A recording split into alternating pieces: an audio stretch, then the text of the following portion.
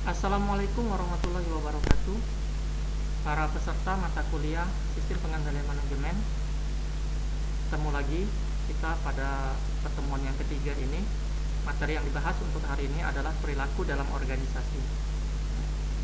Ini kalau kita lihat di slide yang pertama ini ada orang sedang berpikir ya, lalu melihat ke sebuah gedung. Ini kita ibaratkan sebagai sebuah perusahaan ya. Jadi kalau bisa kita ilustrasikan, ini adalah seseorang yang memikirkan bagaimana bisa menjalankan organisasi ini untuk mencapai tujuannya ya. Sistem pengendalian manajemen itu mempengaruhi perilaku manusia. Sistem pengendalian manajemen yang baik mempengaruhi manusia sedemikian rupa sehingga memiliki tujuan yang selaras. Nah, selaras ini artinya tindakan-tindakan individu yang dilakukan untuk tujuan-tujuan pribadi juga akan membantu mencapai tujuan organisasi.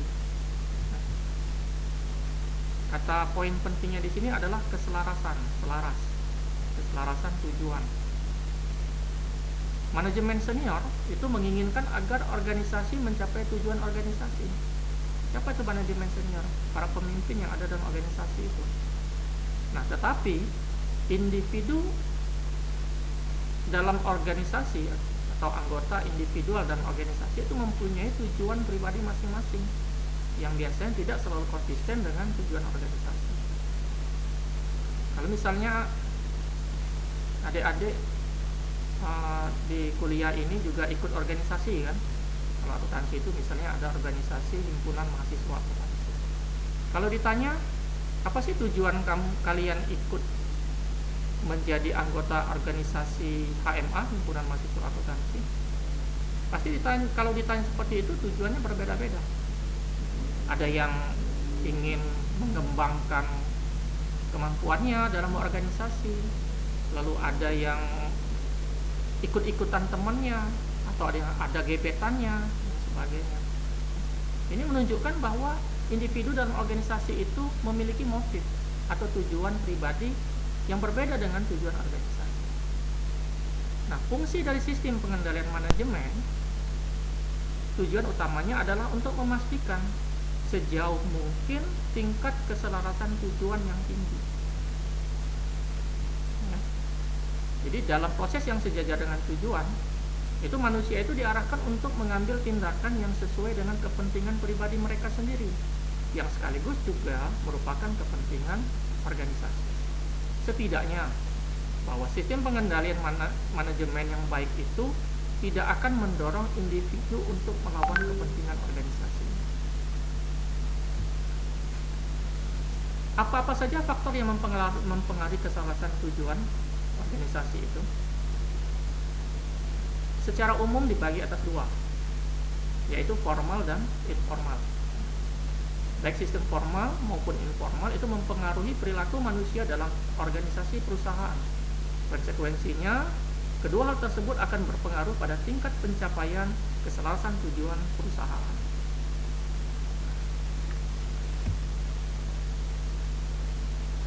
Faktor eksternal berupa norma-norma mengenai perilaku yang diharapkan di masyarakat, di mana organisasi menjadi bagiannya ya.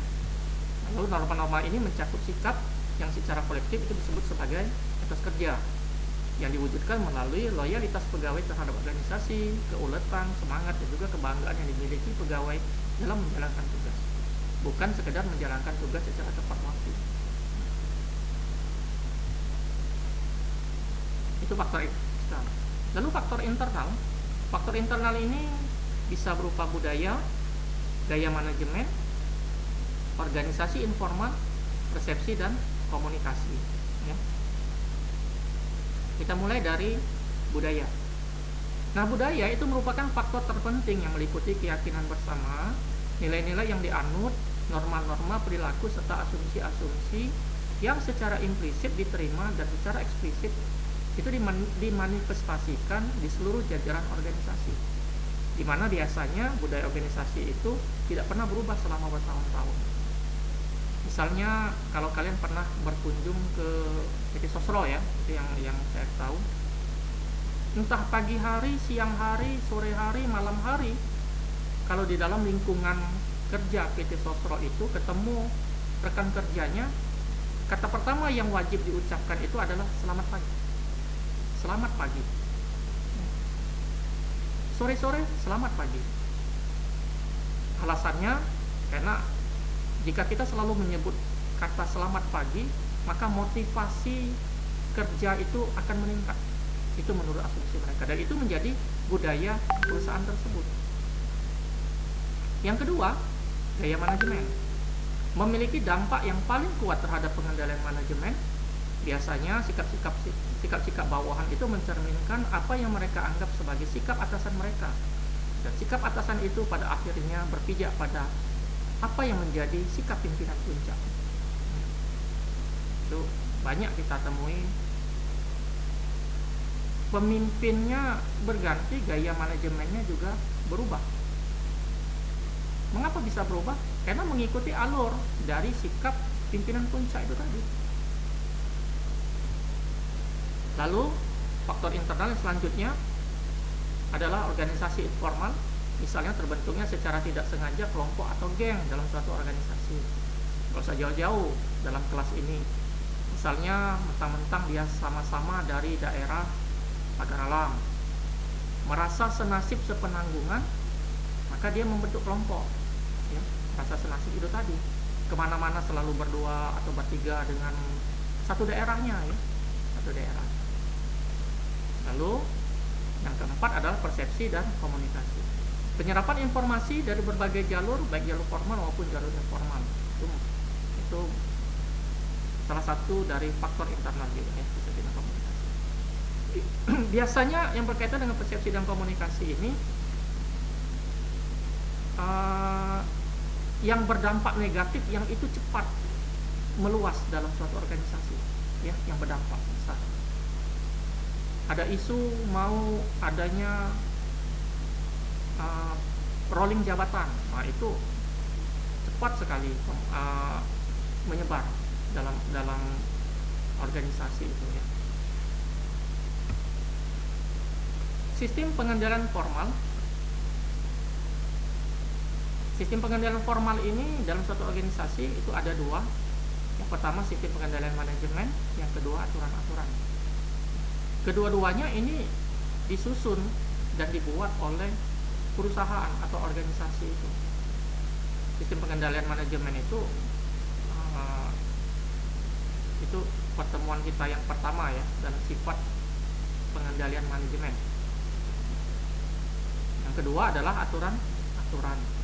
Aturan-aturan bisa berupa pedoman kerja, yaitu para anggota organisasi diizinkan dan bahkan diharapkan untuk menyimpang dari pedoman tersebut, baik dalam situasi-situasi khusus atau ketika mereka menilai bahwa penyimpangan tersebut akan berdampak baik bagi perusahaan.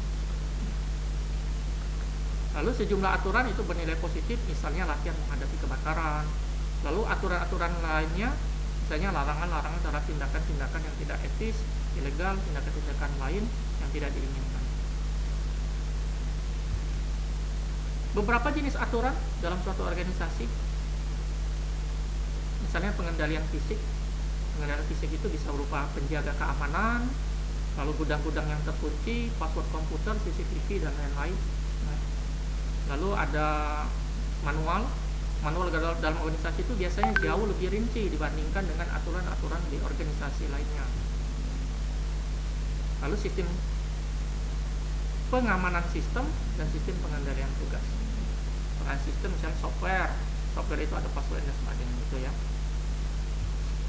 Terakhir, dimensi organisasi yang mempengaruhi perilaku. Ada 8, mulai dari formalisasi, spesialisasi, standarisasi, sentralisasi, hierarki kekuasaan atau otoritas, kompleksitas, profesionalisme, dan konfigurasi. Ini dimensi-dimensi organisasi yang mempengaruhi perilaku organisasi. Dari 8 ini saya contohkan, misalnya organisasi TNI. TNI itu kan cirinya adalah ketegasan, maka itu akan berdampak pada organisasi. Kalau spesialisasi ini misalnya kedokteran, IAI, Ikatan Akuntan Indonesia, ya, dan lain-lain. Seperti itu. Itulah materi kita untuk hari ini, ya. Terima kasih atas partisipasinya. Jika ada pertanyaan, silakan disampaikan. Ya, kita ada e-learning, ada Zoom meeting, dan sebagai penutup dari akhir perkuliahan ini, saya akan memberikan tugas. Silahkan kalian buka buku halaman 130, case study 3.2, Nucor Corporation B. Ya. Silahkan dibaca. Nggak usah dijawab terlebih dahulu pertanyaannya, boleh dijawab, boleh, tapi silahkan yang utamanya adalah dibaca kasusnya, karena minggu depan kita akan pertemuan secara offline. Kita akan membahas kasus Nucor Corporation B, ya. Terima kasih. Lebih dan kurang saya mohon maaf. Saya akhiri dengan wabillahi taufiq wal hidayah. Wassalamualaikum warahmatullahi wabarakatuh.